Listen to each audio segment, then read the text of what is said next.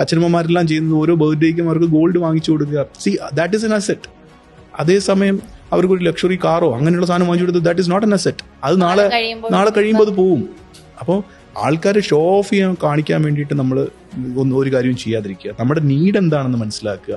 നാളെ നമുക്ക് എത്രത്തോളം സേവിങ്സ് ഉണ്ടെന്ന് മനസ്സിലാക്കി നമ്മൾ ജീവിച്ചു കഴിഞ്ഞാൽ നമുക്ക് ഏറ്റവും നല്ല രീതിയിൽ ജീവിക്കാനായിട്ട് സാധിക്കും. ആരുടെ മുമ്പിൽ ഇപ്പോൾ നമുക്കൊരു അസുഖം വന്നു പോയാൽ നമുക്ക് എന്ത് ചെയ്യും? ഇപ്പം നമ്മൾ പലയിടത്തും നമ്മൾ കാണും വാട്സാപ്പിലൊക്കെ, പിന്നെ ആൾ അസുഖം നല്ല ലെവലിലിരുന്ന ആൾക്കാർ പോലും അവർക്ക് നല്ല ഫിനാൻഷ്യൽ സെക്യൂരിറ്റി ഉണ്ടായിരുന്നു. അപ്പോൾ എനിക്കറിയാവുന്ന തന്നെ ആൾക്കാരാണ്. അപ്പം ഒരു കുഞ്ഞിനൊരു അസുഖം വന്നത് റെയർ ആയിട്ടുള്ള ഡിസീസാണ്. അപ്പോൾ അവർക്കുണ്ടായിരുന്ന ദേവേർ കറോർപതീസ്, മില്യനേഴ്സ്, മൾട്ടി മില്യനേഴ്സ് ആയിരുന്നു അവർ.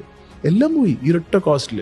അവസാനം ആ ഒരു ഡൊണേഷന് വേണ്ടിയിട്ട് അവർക്ക് ഒരുപാട് ആൾക്കാരിൽ നിന്ന് കാശ് വാങ്ങേണ്ടി വന്നു.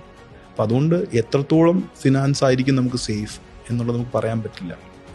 നമുക്ക് നല്ലൊരു ഹോസ്പിറ്റലിൽ പോവാം, സാധാരണ ഹോസ്പിറ്റലിലും പോവാം.